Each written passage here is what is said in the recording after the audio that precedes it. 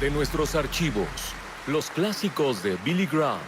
Quiero hablarles a las personas que están viendo por televisión y decirles algo sobre la ciudad de Nueva York. Es un gozo y un privilegio para mí y mis colegas volver aquí a Nueva York. Por algún tiempo he visto señales que dicen, amo Nueva York.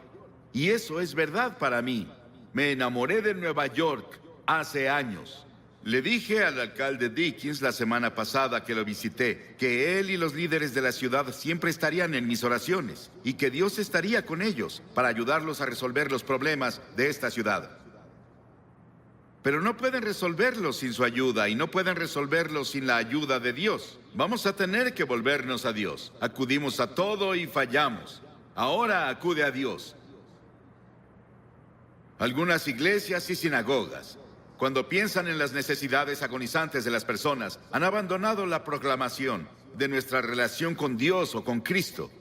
Y hemos adoptado un objetivo político y social que, si se sale de balance, puede dejar las almas y las bancas vacías. Con todos los que hablo están de acuerdo en que Nueva York es el lugar más solitario del mundo. Y las personas se vuelven cada vez más irritables y agresivas en su esfuerzo por defender su territorio. Hay poco espacio para otros y menos para Dios. Estar sin Dios en Nueva York es estar terriblemente solitario, y eso lleva al sentimiento de que la vida es inútil. Hace unas semanas, el New York Times dijo que el libro más vendido de su clase era El último recurso de Derek Humphrey, un manual sobre cómo suicidarse. ¿Esa es la forma de acabar tu vida? ¿En suicidio? Muchas personas quieren darle la espalda a Nueva York. Ven los problemas de Nueva York como incurables. Deberían quedarse en Nueva York y hacer algo sobre eso para cambiar Nueva York. Y creo que podemos hacerlo.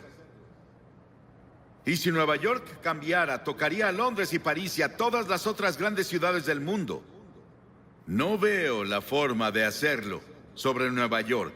Dios ama Nueva York y Él no se ha rendido con esta ciudad, porque Él no se rinde con las personas. Aunque sean grandes y maravillosos, los edificios de Nueva York no son Nueva York. Aunque las avenidas de la ciudad de Nueva York son amplias y famosas, no son Nueva York. Aunque los lugares sean maravillosos y los musicales, el arte y los conciertos no son Nueva York. Los neoyorquinos son lo que conforma Nueva York. Nueva York es un lugar donde las personas viven y Dios está interesado en las personas. No voy a hablar sobre lo que creo que es la respuesta para los problemas, sus problemas y los problemas de Nueva York. Hay una mejor manera. Voy a hacer mi mensaje muy corto hoy y sé que les fascina. Nunca me gustó oír sermones largos y aún me gusta escucharlos cortos. Una vez presentaron a un hombre y dijeron que hablaría 20 minutos y habló por 1 hora y 10 minutos y seguía hablando. Y el hombre que lo presentó le lanzó un mazo y falló y le pegó a la mujer en la fila de enfrente. Y ella gritó, «¡Pégueme de nuevo, aún lo escucho!» Y no quiero que me pase eso hoy. Quiero que vayas conmigo al versículo 16 del 3er capítulo de Juan. Juan, 3er capítulo. Porque de tal manera amó Dios al mundo, que ha dado a su Hijo unigénito para que todo aquel que en Él cree no se pierda, mas tenga vida eterna. ¿Cuántos podemos decirlo juntos? Díganlo todos juntos. Porque de tal manera amó Dios al mundo, que ha dado a su Hijo unigénito, para que todo aquel que en Él cree no se pierda, mas tenga vida eterna. Ese es el Evangelio en resumen. Es una Biblia en miniatura. Cada cosa que debes saber sobre la redención y la salvación está en ese versículo de las Escrituras. 30 palabras maravillosas que mi madre me enseñó cuando estaba bañándome un sábado en la noche en una granja en Carolina del Norte. Ella dijo, quiero que te aprendas este pasaje de la Biblia. Y me enseñó ese pasaje porque de tal manera amó Dios al mundo que ha dado a su Hijo unigénito para que todo aquel que en Él cree no se pierda, mas tenga vida eterna. Muchas personas me preguntan, si Dios ama al mundo, ¿por qué permite tanto sufrimiento en el mundo? La guerra, las enfermedades, la pobreza, el odio, la soledad, el aburrimiento, el vacío, los problemas psicológicos, el desempleo, la violencia, la tensión, todas esas cosas. ¿Por qué Dios no viene y lo para? Esa es una pregunta que muchas personas se hacen. Algunas personas aquí en Nueva York dicen, ya no puedo más, y se están suicidando. Las presiones de la vida son muy grandes. Ellos no las soportan. ¿Por qué? Si hay un Dios, ¿por qué no lo termina? Algunas personas dicen, ¿por qué Dios nos ha abandonado? Pero Dios no nos abandonó. Nosotros lo abandonamos. Muchos de los jóvenes aquí han oído la canción del año pasado del álbum Edge of the Century, álbum de Styx. Pero ¿has escuchado las palabras, la letra? Aquí está la letra, escucha. Todas las noches digo una oración, esperando que haya un cielo, pero cada día estoy más confundido. Cuando los santos se vuelven pecadores, todos los héroes y las leyendas que conocí de niño han caído como ídolos de arcilla, y siento este lugar vacío adentro. Tengo tanto miedo que perdí mi fe. Muéstrame el camino, muéstrame el camino. Llévame esta noche a la montaña y llévate mi confusión y muéstrame el camino. Y si veo una luz, ¿debo creer? Dime cómo lo sabré. Muéstrame el camino, muéstrame el camino. Llévame esta noche al río y lava mis ilusiones. Muéstrame el camino, muéstrame el camino. Dame la fuerza y el valor de creer que llegaré ahí un día. Y por favor, muéstrame el camino. Y cada noche digo una oración esperando que haya un cielo. Y este pasaje dice, Dios, Dios. ¿Crees en Dios? Sí. No puedo probar a Dios. No puedo llevarte a un laboratorio científico y probarte que hay un Dios. Pero la Biblia nos enseña sobre Él. Él es el creador. En el principio Dios creó los cielos y la tierra. Todas las estrellas que ves en la noche, si pueden verlas en Nueva York, Dios las creó y las colocó. Él también es espíritu. La Biblia dice Dios es espíritu y quienes lo adoran deben hacerlo en espíritu y en verdad. Él no tiene un cuerpo como tú y yo. Él solo podría estar en un lugar a la vez si tuviera un cuerpo como estos. Pero Dios es espíritu y está en todos lados al mismo tiempo. Puede estar en Rusia, puede estar en China, puede estar en América, puede estar en África, puede estar en Latinoamérica, puede estar en todos lados al mismo tiempo. Dios también no cambia. Yo soy el Señor Dios que no cambia, dice la Biblia, en el cual no hay mudanza ni sombra de variación, dice Santiago. La Biblia enseña que Dios es un Dios santo, absolutamente santo. Él no puede ignorar el pecado. La Biblia también nos dice que Él es un Dios de juicio, pues Dios juzgará toda obra, aun la realizada en secreto. Piénsalo, cada cosa secreta que hiciste, todos tus pensamientos secretos, las cosas que pensaste que nadie sabía, un día serán sacadas a la luz y vas a ser juzgado. La Biblia dice que Dios ha fijado un día en el que juzgará al mundo. Piénsalo, fijó un día, un momento en el que Él va a juzgar al mundo y tú estarás ahí. Dios, pero Dios también es un Dios de amor. Mi madre me amaba, pero ella no me amaba ni cercano a lo mucho que Dios me ama, y eso parece imposible de creer. Mi esposa me ama, yo la amo. Tengo 5 hijos, los amo. Tengo 19 nietos, los amo, y espero que ellos me amen. Tengo 3 bisnietos, creo que me aman, y los amo, y sé que todos aman al Señor. Pero nada puede compararse con el amor de Dios. Tuvieron que inventar una nueva palabra en griego para decirnos algo sobre el amor de Dios. Dios es un Dios de amor, Él te ama. Y si hay una cosa que quiero que te lleves de este gran parque cuando te vayas hoy es esto: Dios te ama. Dios te ama. Dios te ama. Y Dios está interesado en ti. Y Él tiene contados tus cabellos. Él ve al pajarillo caer. Sabe todo de ti y te ama. No importa cuántos pecados hayas cometido o lo que hayas hecho. Podrías haber llegado tan bajo como Nicky Cruz lo describió, su vida hace rato. Pero Dios te ama. Y si Dios pudo cambiar a Nicky Cruz y cambió a Johnny Cash, Dios te cambiará, si se lo permites. Y Él puede hacerlo hoy. Comienza ahora. Sí, Dios es un Dios de juicio. Él traerá juicio a cada obra, y Él estableció un día en el que Él traerá el juicio al mundo. Pero Dios también es un Dios de amor. Nada se compara al amor de Dios. La Biblia dice, Dios es amor. Sí, los he amado con amor eterno, dice Jeremías. Y por esa razón Dios creó al hombre. ¿Te has preguntado por qué estás aquí? ¿Por qué Dios creó los humanos? ¿Y cuál es el propósito de los humanos? Dios te creó porque Él es un Dios de amor. Y Él quería que otras criaturas en el universo pudieran elegir amarlo también. Entonces, Él creó al hombre, Adán y Eva. Él los puso en un paraíso perfecto. Y creemos que se localizaba en un país que ahora se llama Irak, en la cabeza del Golfo Pérsico. Mucho de la Biblia se escribió en Irak, Nínive, Babilonia, Ur de los caldeos, de donde viene Abraham.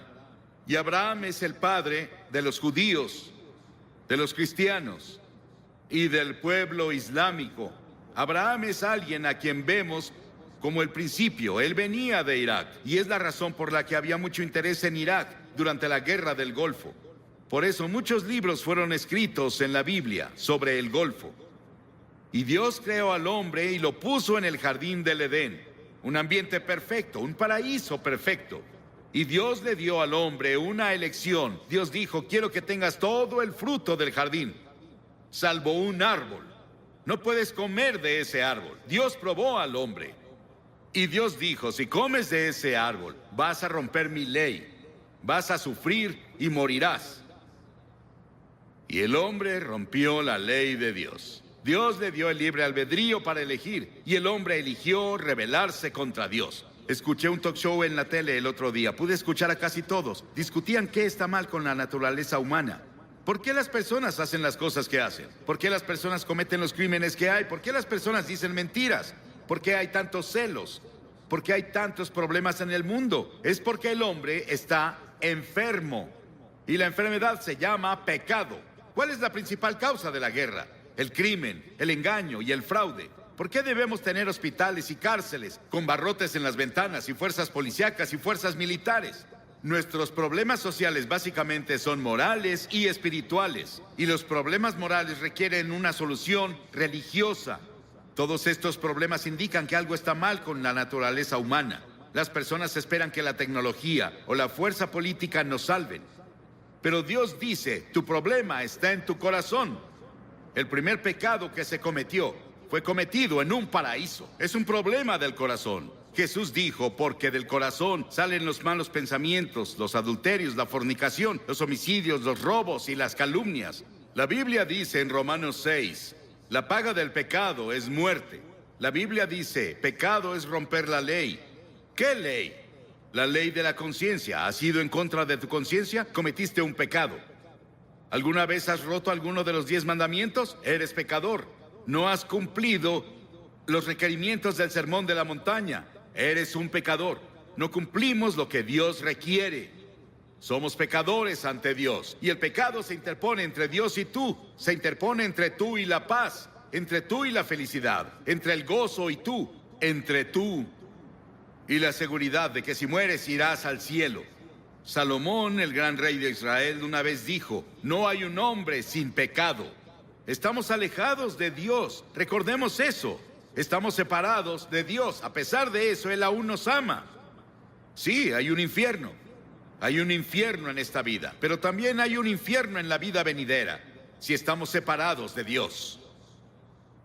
La Biblia enseña que la muerte tiene 3 dimensiones. Hay una muerte natural. Cuando mueres, vas a ser sepultado o vas a ser cremado, como sea que lo hagan. Desaparecemos de esta tierra. Pero hay una muerte espiritual. Dentro de ti viven tu alma o tu espíritu. Esa es la parte de ti que vive para siempre. Es la parte con la que tienes comunión con Dios.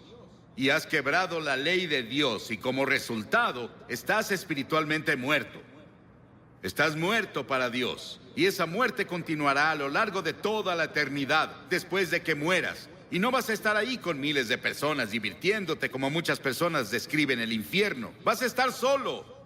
Vas a estar en una terrible soledad ahí.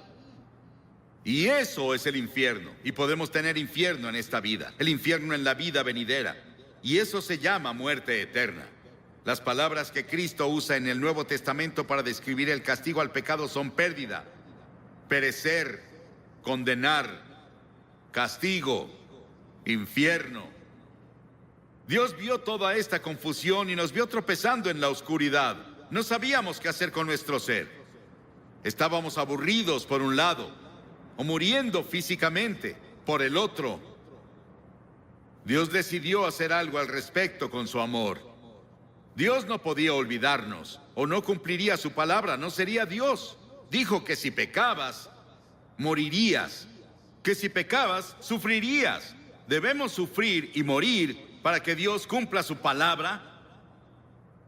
Un día caminaba con uno de mis hijos en un sendero de Carolina del Norte. Pisamos un hormiguero y vimos abajo y había hormigas muriendo y sufriendo y su casa estaba destruida. Mi hijo me dijo: papá, ¿no sería genial que las ayudáramos a reconstruir su casa y las lleváramos a sus hospitales? Y dije: sí, pero somos muy grandes y ellas chiquitas. Y pensé que era una buena ilustración. Dios miró desde el cielo y nos vio con toda nuestra oscuridad, con nuestros tropiezos y nuestros problemas, y peleas, y disputas, y dificultades, y guerras. Pero Dios era muy grande. Somos muy pequeños. Parecemos hormigas arrastrándose en este planeta. ¿Qué podía hacer Dios? Dios decidió hacer algo al respecto. Dios se volvió hombre. Dios se volvió hombre, y ese hombre es el Señor Jesucristo. Él nació de la Virgen María y vino con un propósito. Él vino a salvarte y a salvarme y a salvar al mundo. Y Él vino a morir. Es el único hombre que vino al mundo con el propósito de morir. Llevó nuestros pecados a la cruz. Lo llevaron fuera de Jerusalén y lo clavaron ahí los romanos, no los judíos, los romanos. Lo llevaron fuera de los muros de Jerusalén y lo clavaron en una cruz. Y Él derramó su sangre. Y en ese terrible momento, cuando estaba ahí, dijo: Dios mío, ¿por qué me has abandonado?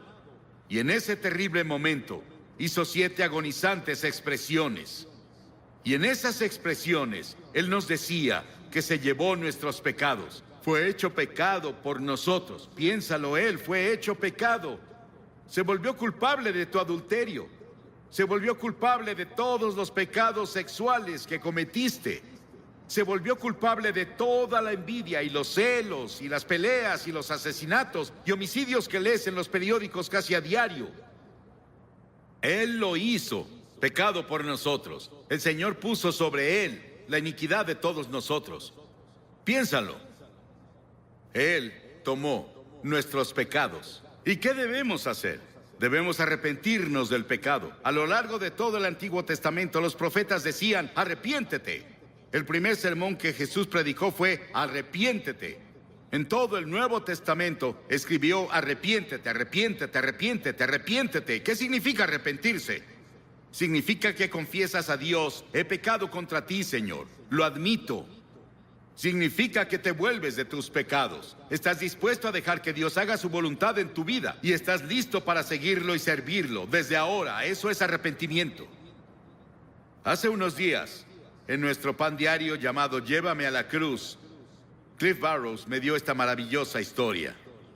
Un policía, un oficial, estaba patrullando una noche en un pueblo del norte de Gran Bretaña cuando escuchó un sollozo entrecortado. Vio a un niño en la sombra sentado en una puerta y las lágrimas corrían por sus mejillas. El niño dijo: estoy perdido. Por favor, lléveme a casa. El policía comenzó a nombrarle calle tras calle, intentando ayudar al niño a recordar dónde vivía. Él nombró tiendas y hoteles en el área, pero no tuvo éxito.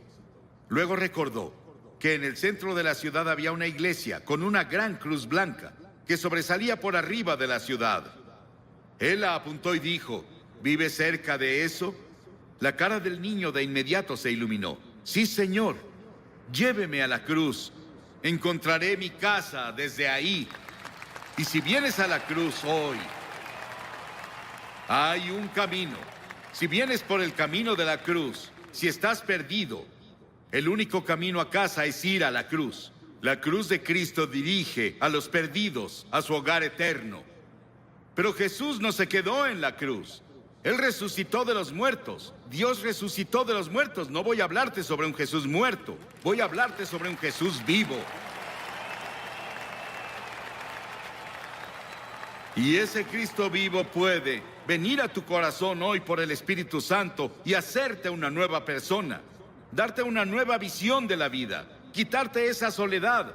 Quitarte esos pecados que has cometido y limpiarlos para que cuando Dios te vea, no vea tus pecados. Estás justificado a sus ojos, como si nunca hubieras pecado. Y luego la Biblia enseña que Jesucristo vendrá de nuevo un día. Estuve en Jerusalén y estuve hablando un día con el rabí en jefe. Y le pregunté, Señor, ¿cree que el Mesías va a volver? Y él dijo, sí, claro. Y dije, yo también. Pero creo que cuando venga, usted verá que es Jesucristo. Él se rió por un momento con su taza de café y dijo, no se rió, me sonrió. Y dijo, claro, esa es nuestra diferencia. Ambos esperamos al Mesías, pero nosotros creemos que será Jesucristo. Verán al Hijo del Hombre venir sobre las nubes del cielo con gloria, con gran poder y gran gloria. Va a volver y establecerá su reino. Sí, el comunismo no ganó. Ningún ismo va a ganar. Solo Cristo va a ganar. Y un día va a gobernar al mundo. Pero esta noche, Él quiere gobernar tu corazón. Él quiere entrar a tu hogar y a tu familia, a tu vecindario. Él quiere entrar a nuestro país. Y Él quiere ser el Rey de Reyes y Señor de Señores. ¿Qué requiere Dios de ti? Ya te dije una cosa, arrepentimiento. Durante la semana pasada celebramos los días más santos del año judío. Yom Kippur, que se celebra el miércoles, es intensamente personal. Los festivales judíos hacen 3 preguntas. ¿Qué hicimos con nuestra vida durante el año pasado? ¿Dónde estás ahora en tu vida? ¿Qué planeas hacer con tu vida el año que viene? Y una de las razones por las que Yom Kippur ejerce una fascinación sobre los judíos es porque el tema de la festividad es tan personal y contemporáneo. No hay una sola persona entre su pueblo que diga, mi vida está completa y espiritualmente plena. Todos fallamos. Y tenemos que decir con los demás, también soy pecador. Estoy separado de Dios. Estoy perdido. Necesito encontrar el camino a casa. No es una opción. Es un mandamiento. En Hechos 17, el apóstol en su sermón dijo, Dios manda a todos los hombres de todas partes que se arrepientan. Piénsalo, Dios lo manda. Es un mandamiento que te arrepientas. ¿Te has arrepentido? ¿Estás seguro? Si no te has arrepentido de tus pecados, nunca verás el interior del reino de los cielos. Entonces ven por fe. Por gracia han sido salvados, por fe y no por obras, para que nadie se jacte. Nunca podrás ganarte entrar al cielo. Debes ir por fe en Cristo. Y vienes por la gracia de Dios. La gracia significa algo que no mereces. No puedes ganártelo. Vienes por fe a Él. Así fue conmigo. Con la fe de un niño. Dirás, Billy, esas cosas son tan simples. Jesús habló con tal simplicidad sobre las cosas espirituales que los niños lo oyeron con gusto. Debemos hacerlo simple. Es una verdad profunda, pero debe ser proclamada con simplicidad. Y todos los que hoy están dispuestos a decir, me arrepentiré de mis pecados, recibo a Cristo como Salvador, y quiero seguirlo y servirlo, o quiero rededicarme a Él.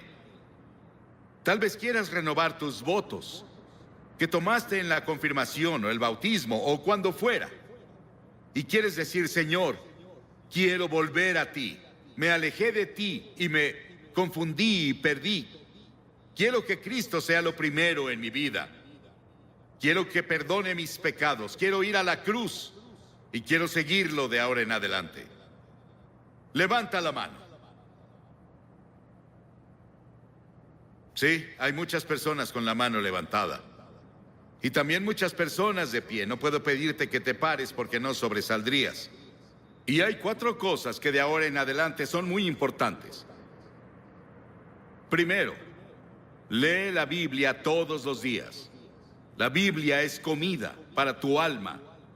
En segunda, ora. Tal vez no orarás como un clérigo. Pero puedes decir, Señor, ayúdame, necesito ayuda. Él vendrá a ayudarte, Él responderá a tu oración. Ora en el nombre de Cristo. Di, Señor Jesús, te necesito. Y luego la tercera cosa, sé testigo de Cristo. Dile a las personas cuando te vayas esta noche, o coméntales mañana. En la reunión en Great Lawn, hice un compromiso con Cristo y voy a cumplirlo con la ayuda de Dios. Eso te ayudará a ganar a otras personas para Cristo. Y luego, la cuarta cosa es ir a la iglesia. A una iglesia donde Cristo es proclamado. Y seguirlo y servirlo. Lo mejor que puedas, porque verás, cuando te vayas de aquí no te vas solo. El Espíritu Santo de Dios se irá contigo. Y quiero que repitas esta oración en voz alta conmigo. Ora en voz alta. Dios, soy pecador.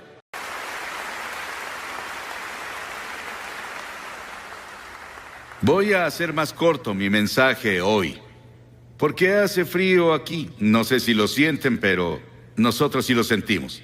Y sé que el estadio se llenó hace mucho y llevan mucho tiempo aquí, así que estoy seguro de que algunos están cansados y otros tienen un largo camino a casa. No les quitaré mucho de su tiempo. No es tardado presentar el Evangelio. Escuché sobre un hombre que debía hablar por 20 minutos y habló por 30 minutos. Y después de una hora seguía hablando y el hombre que lo presentó ya no aguantó, así que tomó un mazo y se lo lanzó al predicador. Falló en pegarle y le dio a una mujer en la primera fila. Ella le dijo, pégueme de nuevo, lo sigo escuchando.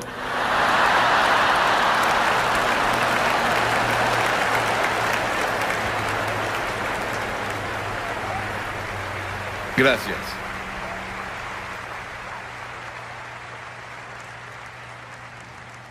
Quiero que vayan conmigo al capítulo 12 del Evangelio de Mateo. Capítulo 12 del Evangelio de Mateo, versículo 38. Comenzamos.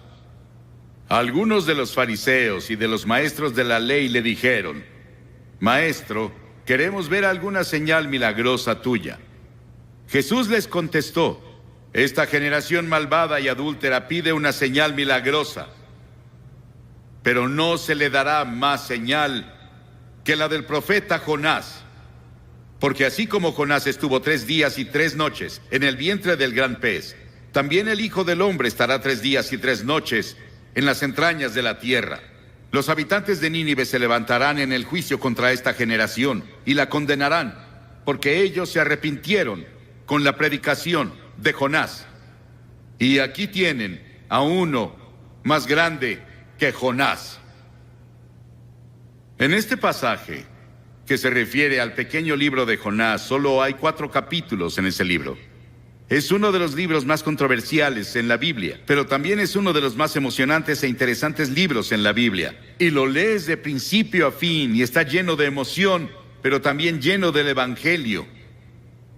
Él estaba apuntando al Evangelio, cuando Cristo vendría y moriría en la cruz y pasaría 3 días y 3 noches en la tumba y resucitaría de entre los muertos. Estábamos en Florida después de que Andrew los golpeó. Fuimos a South Dade. Hicimos un servicio llamado el Servicio de la Esperanza para las personas ahí. Jesse Jackson estaba ahí. Él llegó y se sentó en la plataforma e hizo una oración. El gobernador del estado nos había invitado.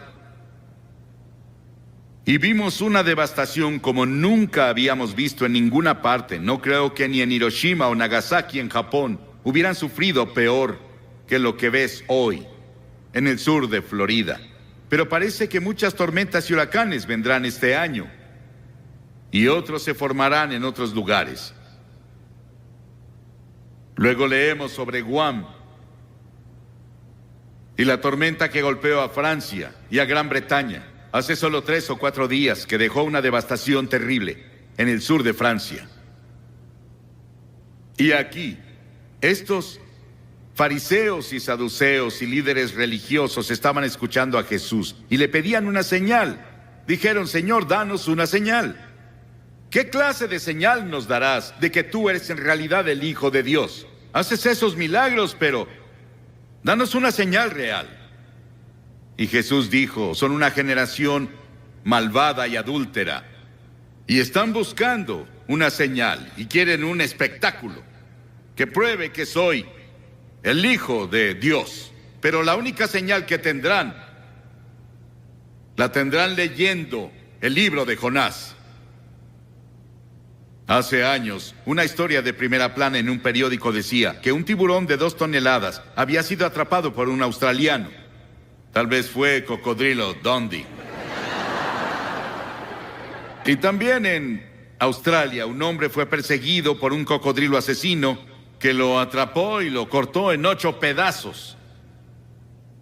Hicimos una película en Australia hace tiempo llamada The Shadow of the Boomerang. Y había una hermosa jovencita que era la estrella de la película. Y cuando nos fuimos, ella fue a nadar con su novio en una de las playas. Y estaba como a 1 metro del agua disfrutando.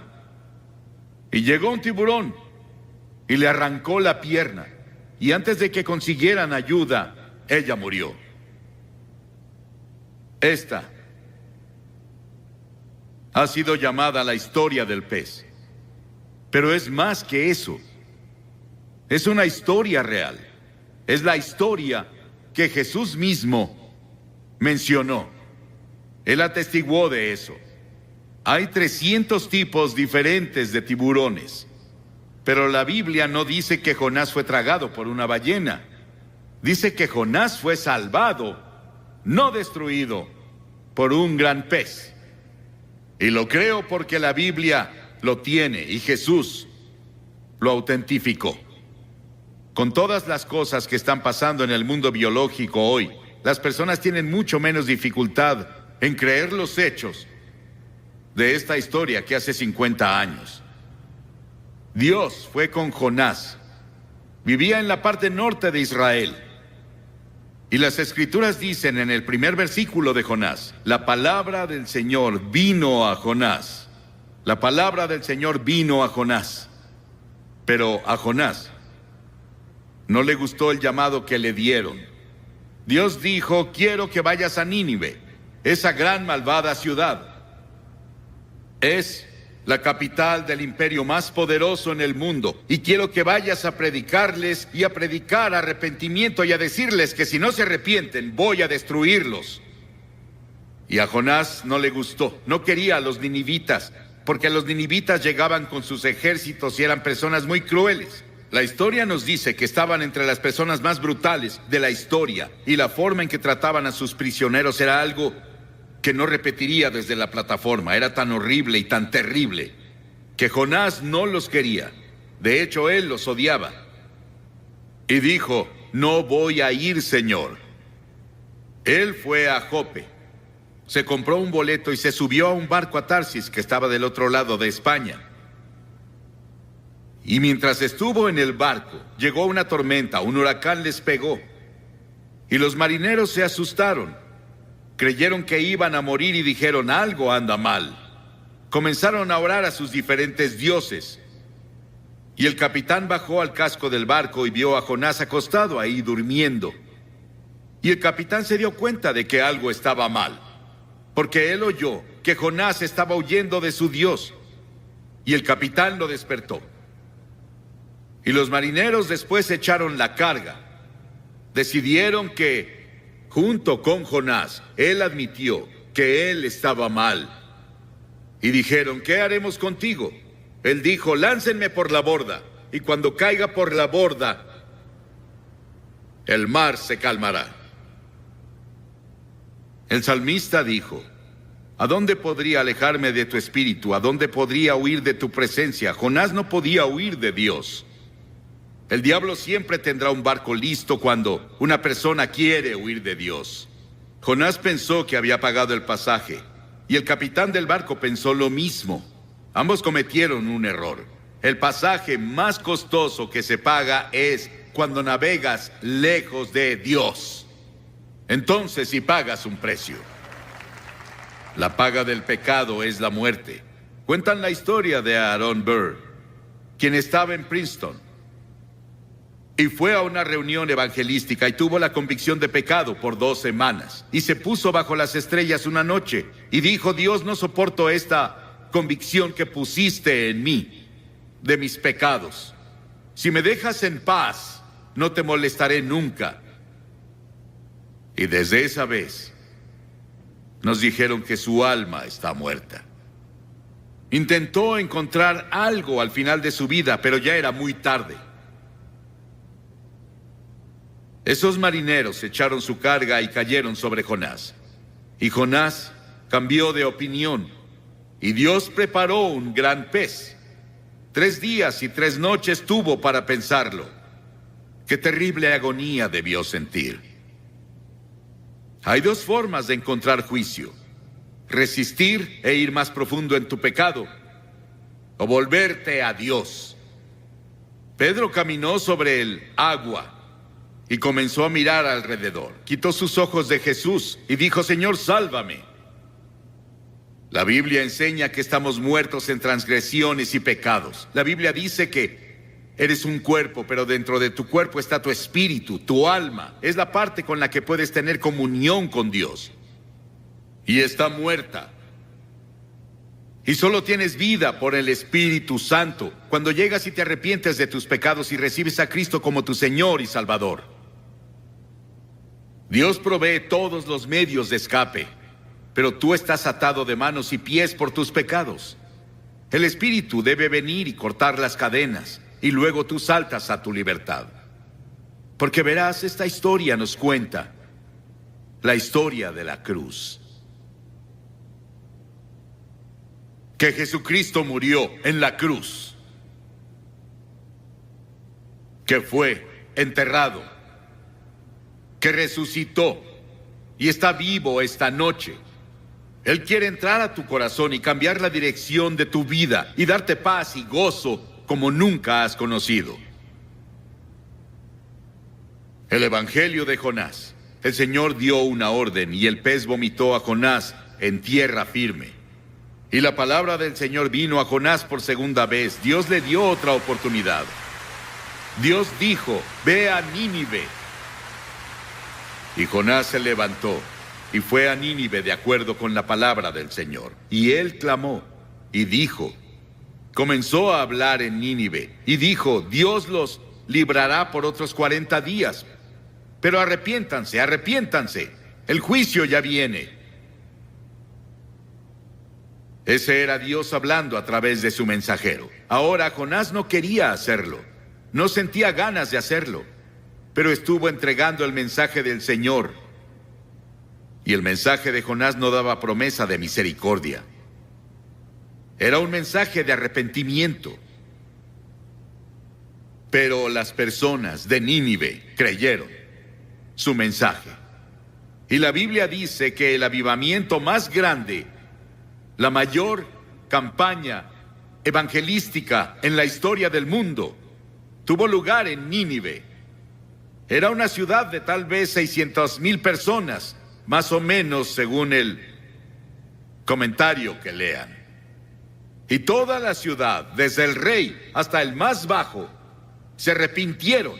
El rey se quitó el manto real, bajó del trono, fue a la calle, a la tierra, en cilicio y cenizas, y se arrepintió de sus pecados. Y Dios tuvo misericordia no solo del rey, sino de las personas, y todas las personas fueron salvadas. Eso podría pasar aquí. ¿No sería maravilloso si Portland, toda la ciudad, todo el estado de Oregon, todo el noroeste, se volviera a Dios?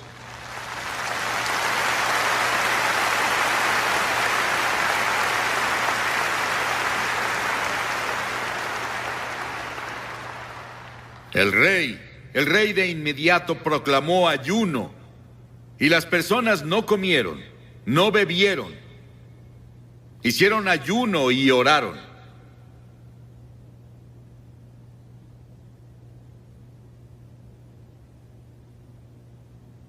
tuvieron un gran avivamiento espiritual en Nínive. Los habitantes de Nínive, dijo Jesús, se levantarán en el juicio contra esta generación y la condenarán, porque ellos se arrepintieron con la predicación de Jonás. Pero uno más grande que Jonás está aquí. Si ellos se arrepintieron con la predicación de Jonás, ¿cuánto más debieron arrepentirse cuando oyeron el Evangelio de Cristo?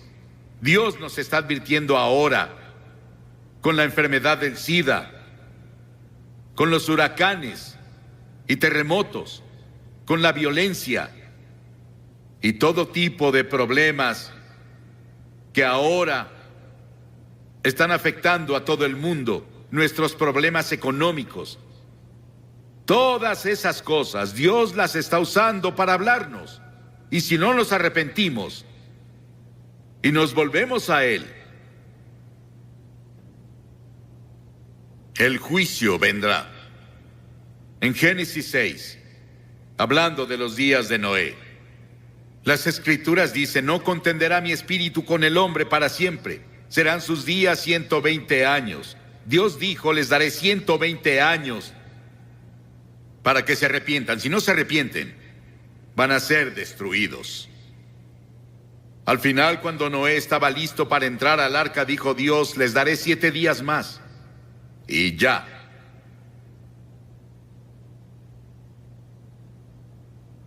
La gracia de Dios es más grande que nuestros pecados. Nínive escuchó a un predicador.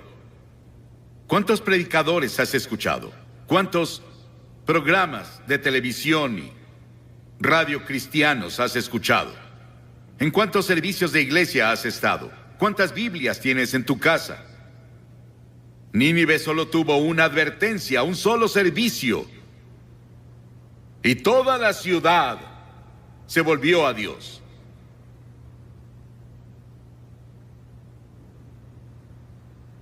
Jonás no estaba feliz con todo eso. Él no quería ver a las personas de Nínive salvarse. Jonás tuvo un momento de debilidad. No era necesariamente un hombre débil, pero un momento de debilidad no prueba que fuese un hombre débil. Muchos tenemos momentos de debilidad. Y muchos hemos hecho algo que no deberíamos hacer en un momento de debilidad, pero si te arrepientes de inmediato y dices: Señor, lo siento, por favor, ayúdame a no hacerlo de nuevo, Él te perdonará. Y Jonás fue al este de la ciudad y se dedicó a sacar su camper y descansar, solo mirando la ciudad desde... Él se encontraba en las montañas. Quería ver qué pasaba con las personas. Él quería ver si ese avivamiento duraba. Él quería ver si su campaña evangelística duraba. Y él no lo creyó porque no tenía confianza en las personas de Nínive. Él no tenía confianza siquiera en Dios, en que Dios podía hacerlo. Pero Dios preparó una planta para que creciera sobre él y lo protegiera del viento y de quemaduras del sol. Jonás se apegó tanto a aquella planta que casi se enamoró de ella. Él amaba a la planta que lo protegía más que a Dios. Y Dios dijo: si amas tanto a la planta en la que no gastaste tiempo ni trabajo, entonces ¿por qué no entiendes mi amor hacia Nínive, que yo planté, que le he dado años de atención y en los que he trabajado con amor eterno? Esa es la base de la gracia de Dios hacia nosotros. Hizo que nacieras. Él puso tiempo y esfuerzo a través de tu familia, como Bob nos dijo hace unos minutos. Él derramó su amor. Y las Escrituras dicen que Dios demuestra su amor hacia nosotros, que aun siendo pecadores, Cristo murió por nosotros.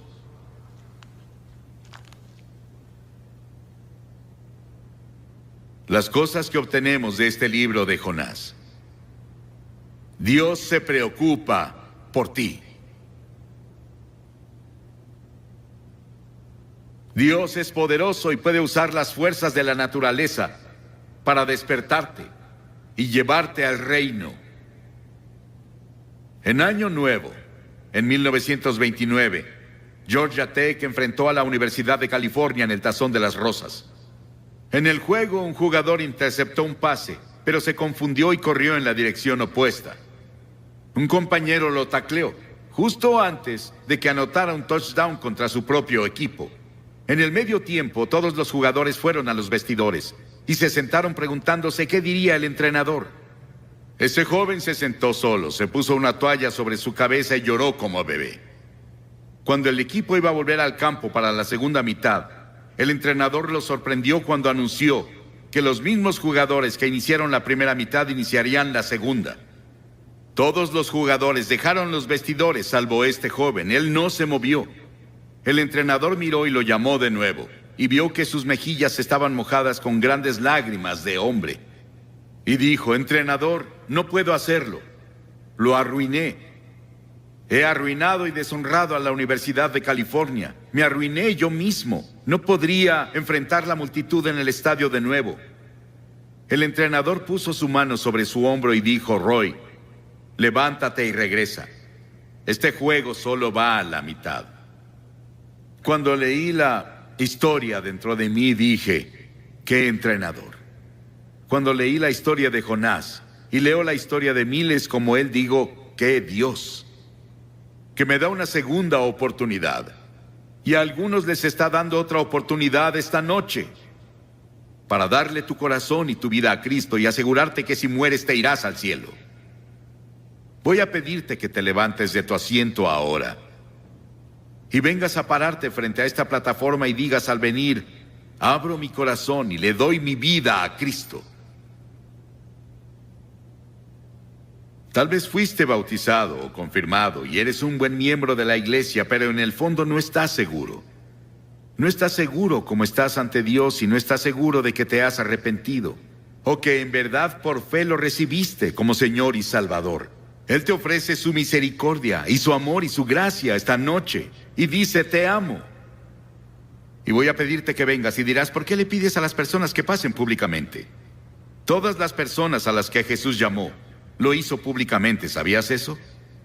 Cada persona que llegó a Cristo en el Nuevo Testamento fue públicamente. Él dijo: si no estás dispuesto a reconocerme ante los hombres, no te reconoceré ante mi Padre que está en el cielo. Levántate y ven ahora desde arriba, en la galería, toda esa parte. Y si estás viendo por televisión en otros países o en otro estadio, levántate y ve al frente de tu pantalla, como las personas que ya comenzaron a venir. Vamos a esperar. Ora por la persona que está a tu derecha, a tu izquierda, enfrente de ti y atrás de ti. Tal vez nadie ha orado por ellos antes, para que encuentren un Salvador. Ora por ellos.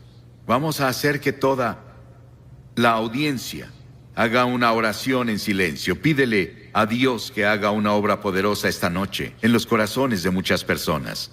Muchas personas ya vienen en camino. Ven.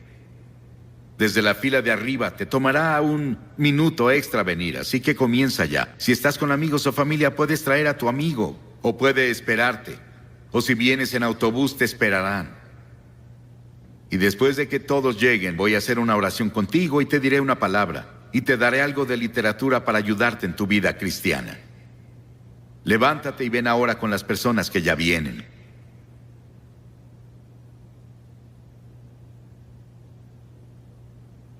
En otros lugares están viendo la televisión y no pueden ver lo que vemos aquí. Cientos de personas vienen a hacer su compromiso con Cristo esta noche. Y puedes venir en tu estadio, en tu lugar, donde están viendo la televisión. Tal vez estás en el coro y Dios te habló en estas noches. Y has tenido una lucha interna sobre qué debes hacer. No esperes más. Tal vez esperaste demasiado. Hazlo esta noche. Es el tiempo aceptable. Hoy es el día de la salvación. Ven. Voy a pedirles a las personas que no dejen el estadio en este momento santo, porque evita que otros vengan.